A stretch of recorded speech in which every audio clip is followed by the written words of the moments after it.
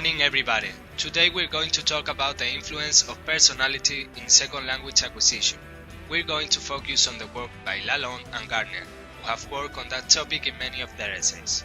According to them, personality variables are in some way or another linked to the process of acquiring a second language, if not directly, at least in an indirect way.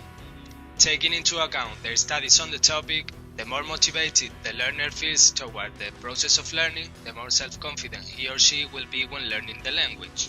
So we can say that there is a link between motivation and linguistic anxiety. The more motivation, the less anxiety when learning.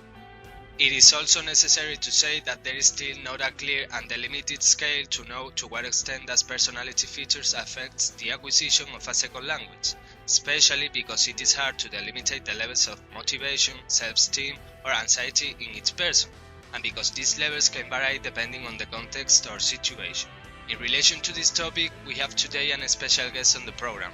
Juan Antonio Rubio is a renowned sociologist specialized in problematic guys, and he is going to explain us how they acquire a second language throughout non-academic means, as for example, video games. Morning, Juan Antonio.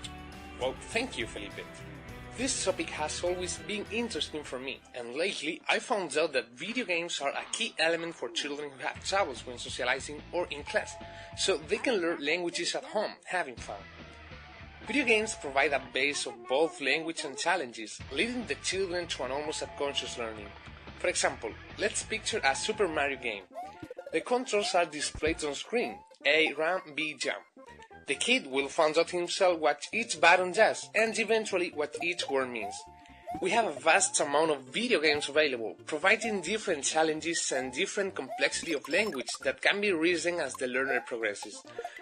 For instance, a game where language is a key element, Phoenix Wright. This is the perfect game for advanced learners, since they will have to play the role of an attorney in a trial. So what kind of video games do you think are better for children in order to acquire a second language? Well, as I was commenting before, children may start with games specially developed for them, in the same way that they watch movies or read adapted books.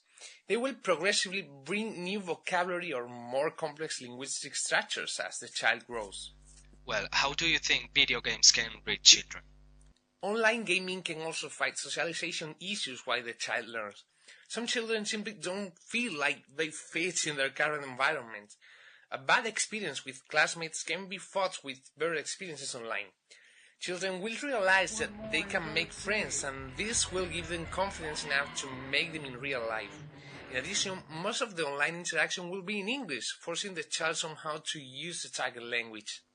Well, thank you for being with us today, and we'll come back next week. Bye!